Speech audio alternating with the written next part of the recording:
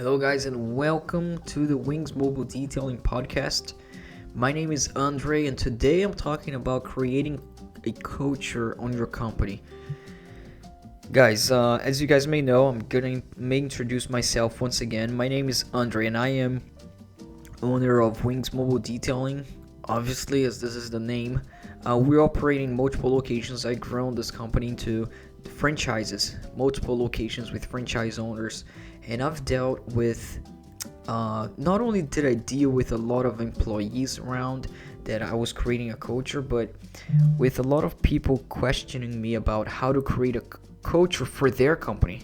And a lot of people think, because they hear that it's so important to create a culture to, empower their employees and to make the company more profitable, to make the company more reputable, to make overall a better environment, a more motivated environment around inside a company.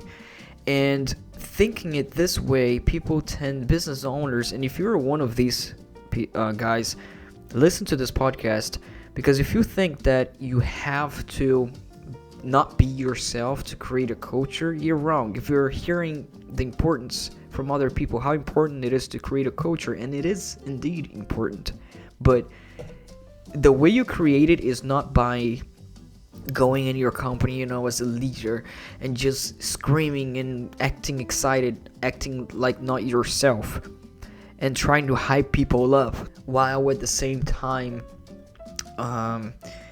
saying where the company is gonna be in 2 months from now, or 3 months, where your employees are gonna be, or try to motivate them by convincing them that they're gonna be in a better position, even if they're not, even if you don't believe in that, but you're not being yourself. That's not how you create a culture, guys. It's much easier than this, because if this was the way to create a culture, it's difficult, but that's not the way, guys. And when you hear, you have to create a culture for your company, depending what a good culture for you in your head is, whatever it may be, it's not, you don't have to not be yourself, guys. And I'm going to show you exactly what a culture is, how a culture is created, and how you can tweak things here and there, the way you act in your company with your employees, and the best type of culture that you want to achieve and have inside your company. This is going to be very simple, but there's one main way to create a culture, and without hard work, without you having to study, without you having to not be yourself. It's just watching out for things here and there. I'm going to tell you after the intro. Welcome to the Wings Mobile Detailing Business and Automotive Podcast, the only podcast that will guide you on how to start and grow six-figure companies. As our team expand from one business location to worldwide domination, you will get step-by-step insights from a millennial franchisor and franchise owner with your host, Andre Mezalira. So guys, the reason you want to create a culture, I'm sure the main reason is because you want your company to grow. You want people to know your company, you want to sell your services or your product. And guys, who is the most important? How do you achieve that? You achieve that, you grow a good reputation, you sell products by providing great customer service, by achieving a likeness from your clients, by clients liking you and your company. Clients are the most important people. Clients should be put in a pedestal. Guys, a lot of companies crashed and destroyed their company for the lack of culture and the customer service side. And hear me out, I'm gonna use an example, guys. And I'm going to tell you that the best ways to create a culture around customer service. And if you want to create a culture in a different way, by culture I mean the way you want your employees to represent your company. That's the culture. The way you want your employees to represent your company. The way you want your company to be represented. How do you want it to be looked at when clients look at your company, And there's a lot of different ways, and leading by example is a huge way of creating a company. But how do you do that? So guys, you want a culture of your company, of your guys being a hard worker and going after and producing and not slacking off. When you're training them, I'm talking about you, when you're training your employees, or when you're around them, or whatever, you're inside the company, you have to be the guy who works hard. If you want them to show up early, you have to be the guy who show up earlier, and put consequences if they don't. Don't expect you to have a culture inside your company where people are super responsible, where they get there on time, they just kill it. If you're the one getting late in your company, if you're the one who arrives late, this is impossible. This is by example. But now let's get very practical here.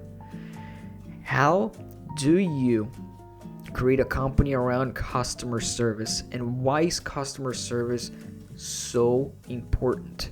Because clients should be put in a pedestal for the reason that they will bring money to your business. Without clients, your business does not exist.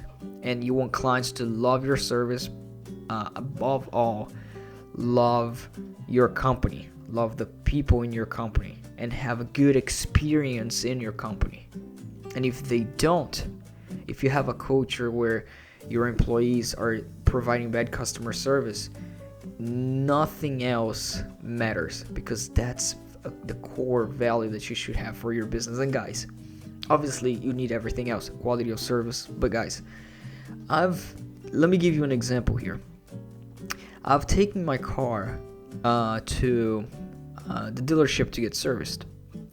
I had a mechanical problem, and I took it there to get service. I sit down, and the service guy there who's representing, and it's a luxury car brand, but it doesn't matter. It can be anything, guys. Compare McDonald's with Chick-fil-A.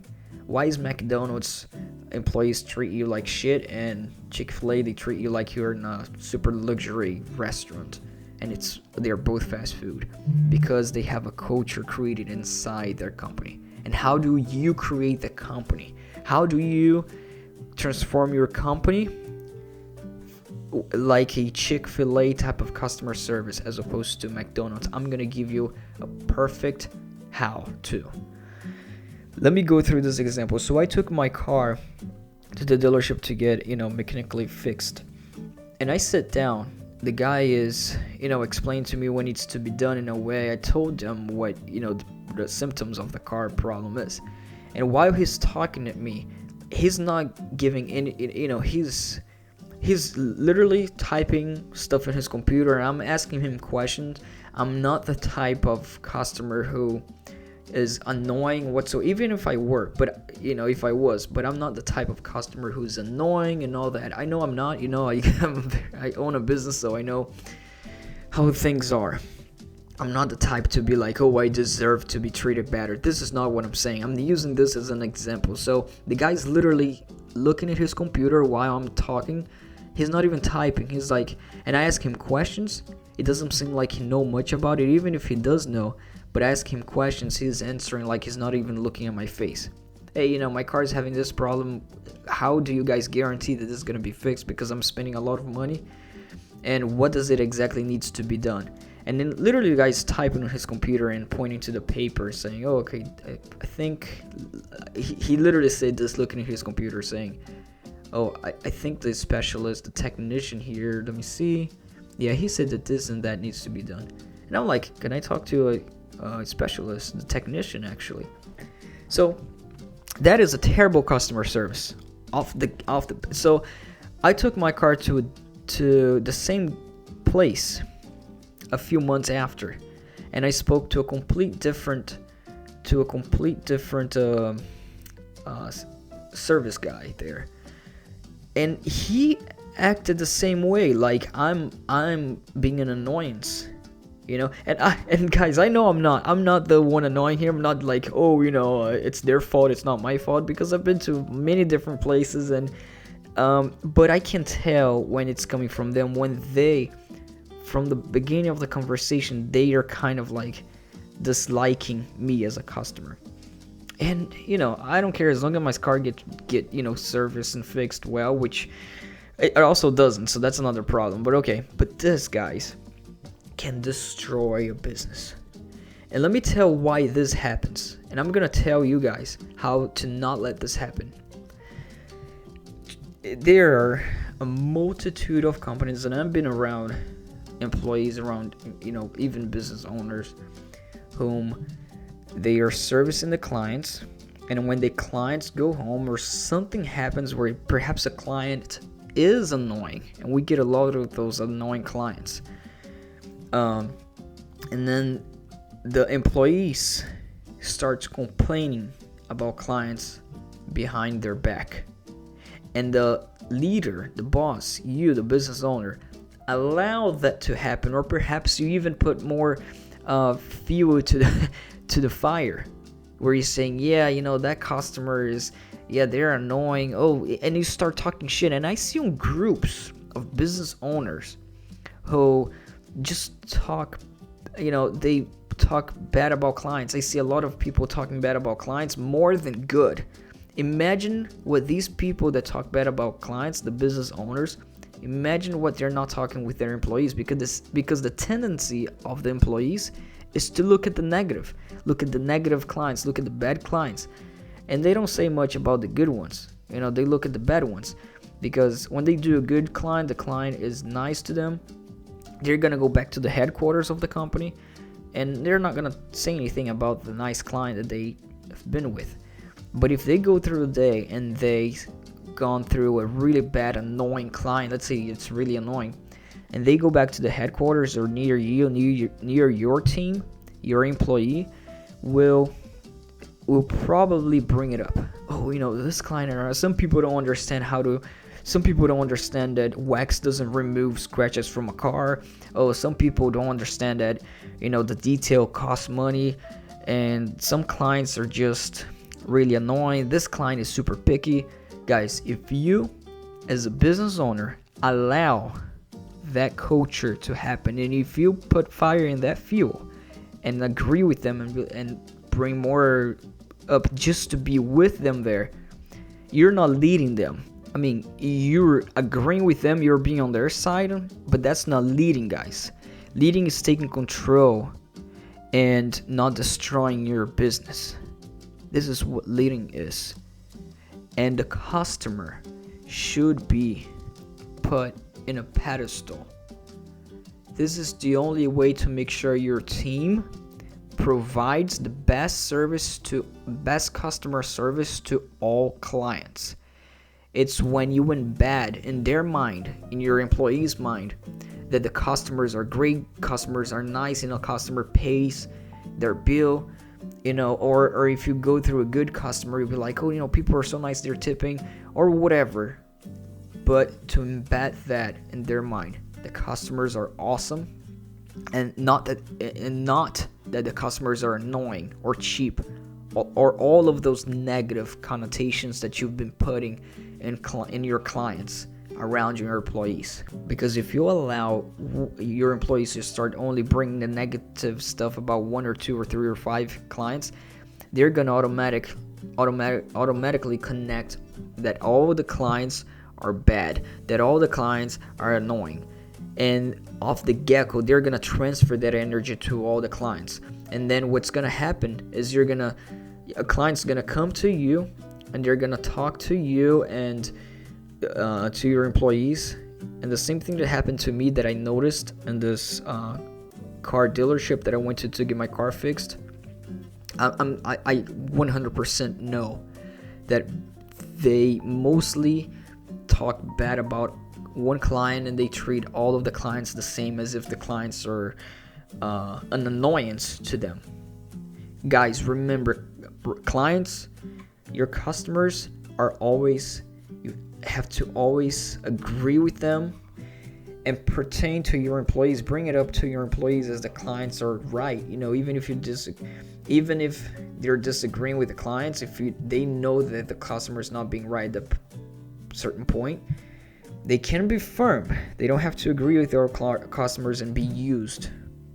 But if you guys have an open-minded, you know exactly what I'm talking about. It should be forbidden for you to talk shit about even the actual shitty clients. You should not. You should lead your employees on how to deal with these people. You know, if you're doing their detailing for the car and a customer come up and the service is priced to do a certain thing, and then the customer started pointing all the things that he wants done, but it wasn't covering the package. You can lead your employees to firmly teach your employees on how to firmly respond to your clients, firmly, but not with disrespect and not with the way of being annoying.